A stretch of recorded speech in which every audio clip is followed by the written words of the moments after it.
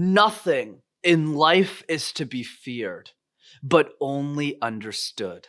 Marie Curie, the first woman ever to win a Nobel Prize. The fear of communication can be daunting for some of us. But what's even worse is not understanding what communication and public speaking even means. So the most important question that I have yet to answer on this channel, unfortunately, we live and we learn, right? Is what my definition of public speaking communication is.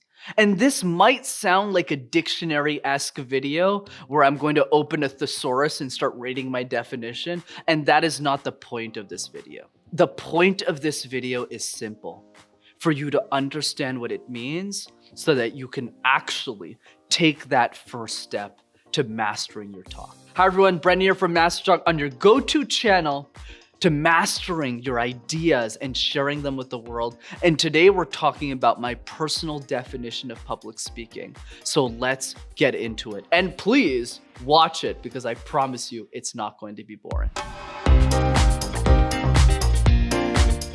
Let's start this discussion by talking about my personal definition of public speaking and communication, which is simply this: to share an idea in a way that achieves a specific outcome for a specific audience. So in other words, or rather the same words, to share an idea in a way that convinces a specific audience of a specific outcome. So let me give you a few examples of what this means. Because in your mind, you might think of a presentation at work, which is true. You're giving a presentation at work and you're trying to convince them to go with this project or to get a promotion, etc. But it's also convincing your wife that it's better to have Mexican food tonight and not Chinese food, because we're still sharing an idea. There's still an audience, except in this case with your wife, your husband, your significant other. That audience is one person, and we're trying to convince them of an outcome, which isn't a job promotion this time. It's, hey, honey, can we have Mexican food? Because we've had Chinese food like every single day this week.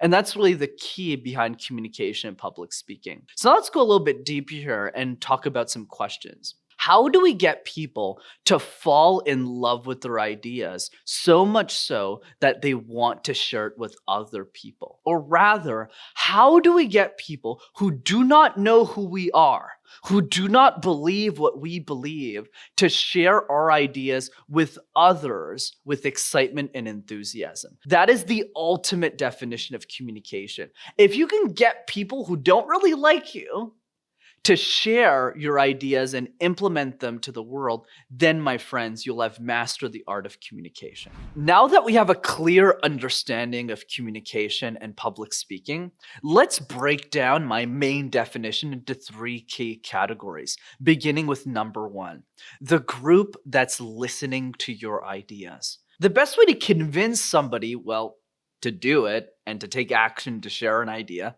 is to first listen to them, to understand, what's actually important to them. Because at the end of the day, whether you're speaking to 50-year-old executives or 8-year-old girls, both of audiences I've spoken to, you have to change your messaging. And the only way to change it is by first listening to them, having the empathy to take a walk in their shoes, to go, what's important to you? But that also applies in the context of our significant other.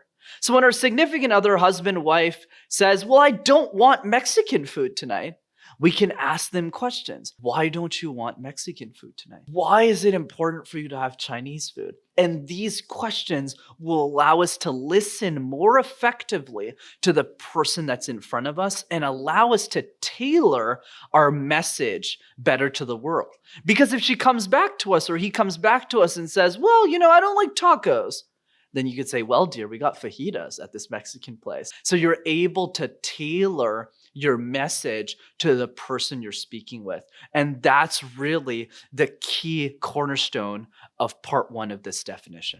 Number two, the group that takes action on your ideas. So now that you've listened powerfully to the people in the room, the next step is to use what they told you was important to them in a way that gets them to take action Ah, you see that difference there? Because if you're not reusing what they're saying, you're not mastering the art of communication and public speaking. Because communication is just as much information as it is sales, where you're informing people, but you're also educating and entertaining them in a way that makes them actually want to do it. Imagine if I came to this video and sounded, hi everyone.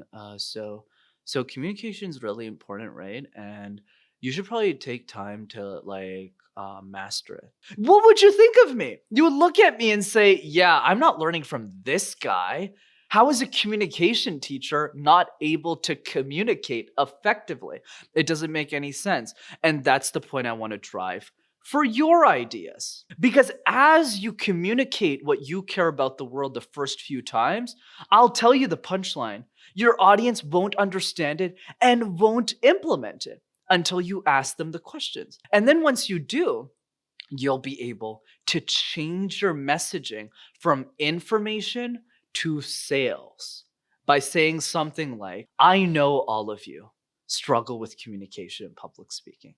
You might have those fears, but let me tell you why you're still going to be able to do it anyways.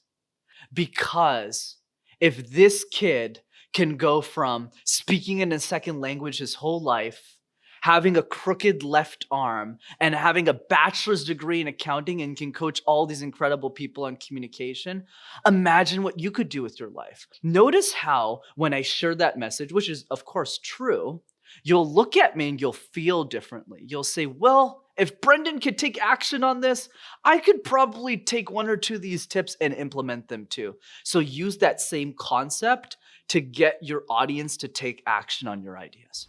And finally, number 3, the last part of my definition of communication and public speaking, the group that shares your ideas. This is where we enter the pro category, especially if you've made it this far in the video.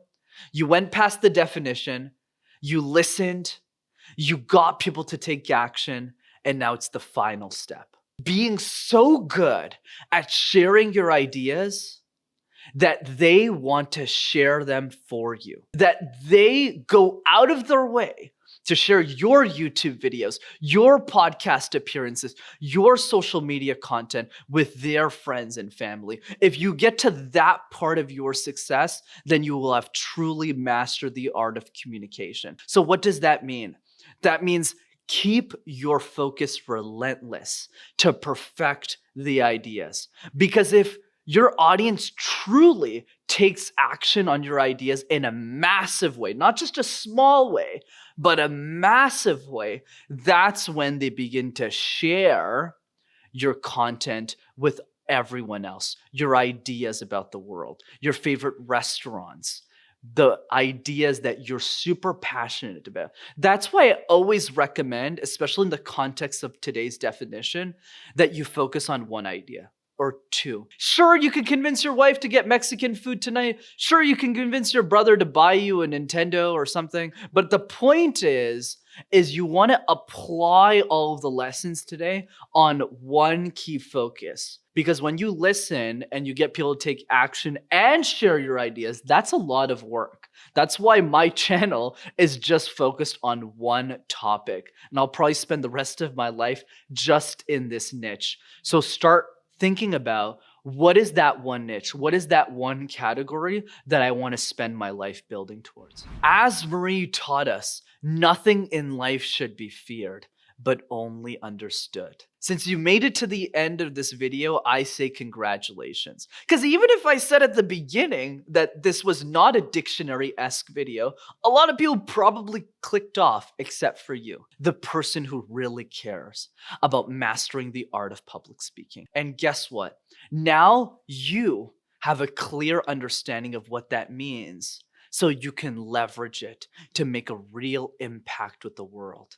And I'm so excited for you. So let's get to it. As always, if you enjoyed this week's episode of MasterTalk, be sure to smash that like button and subscribe to the YouTube channel as well to see more videos like this. And if you know one person in your life who isn't that great at communication and public speaking, chances are they probably don't know what it actually means.